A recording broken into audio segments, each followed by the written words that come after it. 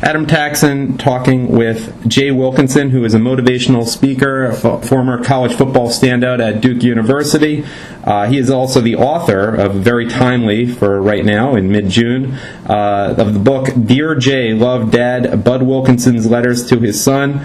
Bud Wilkinson is the legendary football coach from the University of Oklahoma, though I guess Barry Switzer and Bob Stoops have become legends as well through the decades, in part because of Bud Wilkinson's creating such a great program. Jay, thank you for your time. And first of all, let me ask you, what motivated you to write the book in the first place? Well, Adam, first, thanks very much for having me on your show. It's almost 3 years ago, Adam, that I was asked to deliver a keynote address to commemorate a room named in my father's honor at the Oklahoma Sports Hall of Fame building. And during that talk, I read part of a letter that he'd written to me when I was in graduate school. I'd never done that before in any talk, and it was very well received. People, I think, really liked hearing about the letter. So I decided to go back and reread all the letters that I'd kept, and as I studied their contents, I realized that they contained remarkable insights into themes as relevant and as vital and as important today as when they were written 50 years ago. And I asked myself, golly, times obviously have changed, but what lessons concerning leadership and parenting and positive reinforcement and communication and values did my father share with me that I could pass along to others? And that's why I really decided to write the book. Was Father's Day a special time in your household, or was it sort of just a Hallmark holiday, or was it something you made a big deal about? I think it was, we probably addressed it like most families, both Mother's and Father's Day, I think is a time when people hopefully do pause and reflect on the meaning of a relationship with Father's Day to a male figure, and not just necessarily a father, but grandparents, uncles, whoever. My dad and I, and my older brother Pat, Adam, who was 20 months older than I, all had a very special bond. We grew up in Norman, Oklahoma, a small community where the university was located. And the only thing that was different in our household was the fact that our dad was famous. Other than that, it was a very normal upbringing. But Dad traveled a lot. He was involved, obviously, in recruiting, Coach of the Year clinics, lecturing to our armed services overseas. But when he was home, we just had a wonderful time, whether it was playing gin rummy or shooting baskets in the backyard or going out and playing golf. He was a wonderful father. Tell us how your father's letters were very helpful when you made the transition from living home to going to Duke as a recruited football player, and you found it kind of challenging at first from what I've read in your book so far. Yeah, that's true. How about, did the letters really help you adjust during that time? Yeah, they were very important, Adam.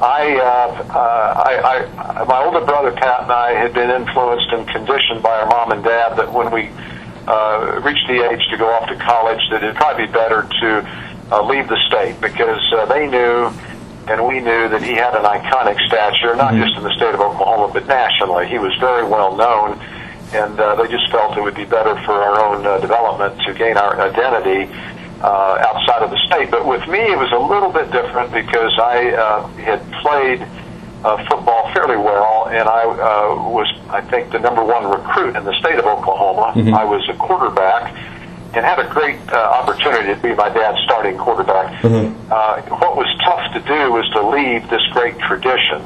To put it into perspective, Adam, my dad became head coach at the University of Oklahoma when he was 31. I was 5 years old. And they never lost a conference game until Halloween my senior year in high school. Think about that, never losing a conference game. And they had winning streaks of 31 and 47 straight games in a row. The 47 straight games is still an NCAA record over 50 years later. So here I'm the son who's got an opportunity to play for my dad. All these great players are my heroes, but I still felt it was better to go away. So I went to Duke University, and things worked out very well for me, but as you just said, it was a very challenging process, and my dad's letters were very loving, very encouraging letters, giving me confidence and maintaining my self-esteem during what I thought were very difficult transitional years. Yeah. You know what? Let me just point something out, that Duke football then is not what Duke football is now. It was a prominent program, not something that was the equivalent of the Vanderbilt or Rice of the ACC. It was a really prominent program during that time, correct? Well, that's true, and I never would have gone there, Adam, if it had not been so. And when I was there, we won the ACC 3 of the 4 years, and could have tied on that 4th year. So you're absolutely correct. It was a very top-flight football program. Now, we're in a time when, unfortunately, so many people grow up without fathers around, and I don't just mean that they're on the road a lot, like your father was. What can someone who did not have the benefit of growing up with a father as a presence, or even knowing their father, particularly get from reading your book? Well, I think, and you're absolutely correct, Adam. There, I think, a preponderance of players that come from one-parent families in today's environment. People in general, not just... That's the challenge, and I think that the takeaway from my book is just the importance of people taking the time to sit down and perhaps write a letter of encouragement and love and support. And if the father's not there, hopefully a surrogate father or a mother or a grandparent or a coach or a mentor, a teacher will do the same thing. I think we're all very much influenced by the mentors and the teachers that we're involved with. It was not just my dad, but all the coaches and teachers that I had growing up. Really from junior high to high school through college, and then later in my life, I cannot tell you the importance that they made to me in my growth and the development. And I think it's the same with everyone, Adam. I think that mentors and leaders are so very important to the development of important values and the proper attitudes. Any final thoughts you want to leave people with, whether related to Father's Day or related to the book or just in general? I think, again, just the importance of taking the time to mentor and to encourage people.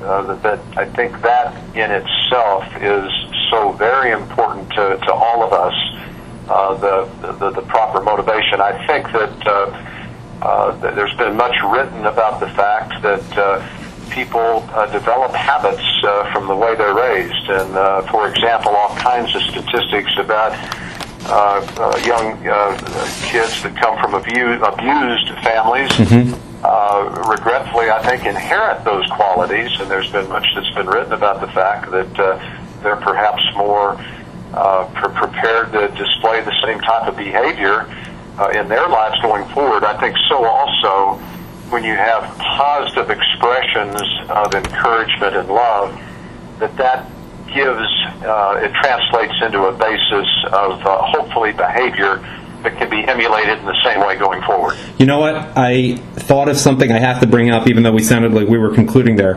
I'm in Pennsylvania, and I'm reading your book about what a great role model was, what a great position of trust your father had with his players. In Pennsylvania, sadly, we had a situation that was in the news and that is just going to trial right now, which was the complete opposite. Just one of the worst things someone could do. Do you care to give any thoughts about that and just the Penn State program or anything related to that in general with Jerry Sandusky? Just that as with, I'm sure you and with all of your listeners, I think we've all been just shocked, and I was just actually absolutely surprised by everything that I've read in the paper. Certainly, I also had a great deal of admiration and respect for Coach Paterno and how he ran the program emphasizing education. But some of the allegations that have come out and the actions that were taken, I think, were based on a reaction to the manner in which all of this was handled. And I find it very horrific, to be honest with you, and just absolutely incomprehensible. If these acts did indeed take place, as it seems that they might have, that somehow somebody didn't stand up long before now. So I don't mean to sound judgmental in any way, but I'm very concerned about the young men who apparently were abused, and I'm certainly glad it's working through the legal process. Yeah, it's so far out of the mainstream. College football has a lot of violations that I don't even know if you can read much into it, because it's just such a perversion of normal behavior that I don't think of it as anything more than an outlier, but that's just my opinion. Yeah, and I'm kind of like you. I don't ever recollect it. Certainly, we both know that there's been an evolution of gay people coming perhaps out of the closet, and I think that's a whole different issue. I think that's basically the genetic makeup of people, but this is much more of a predator and abuser issue, as we both know, and there's just no basis for it. I'm still just somewhat in shock and disbelief, and we both know that coverage is going on every day as we speak, and I'm as astounded today as I was when this story first broke. It's just a shame that Joe Paterno's career and life had to end in the way that it did. It really was, because he did so much good for so many people, and I again agree with you. It was just a tragic ending to a story of a coach who certainly did many admirable things in his career. Of course, much less awful for him than the victims of Jerry Sandusky. But sorry, absolutely, you have to go back.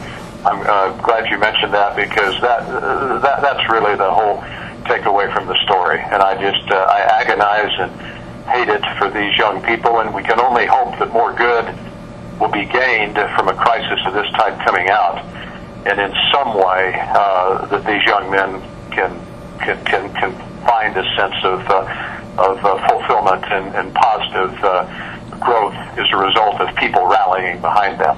Sorry to end with on that note, but I had to bring it up at some point. Anyhow, I've been talking with Jay Wilkinson about his book, Dear Jay, Love Dad, Bud Wilkinson's letters to his son. Do you have a website or anything that you want people, a way to get in contacontact with you or to find out more about the book? My website is www.winningthewilkinsonway. That's all one word, .com. So www.winningthewilkinsonway.com.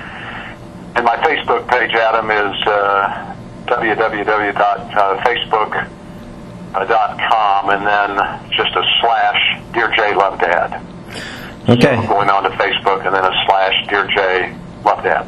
Well, thanks. Have a great Father's Day weekend, and go Thunder. Yeah, thanks, Adam. Great pleasure to be with you.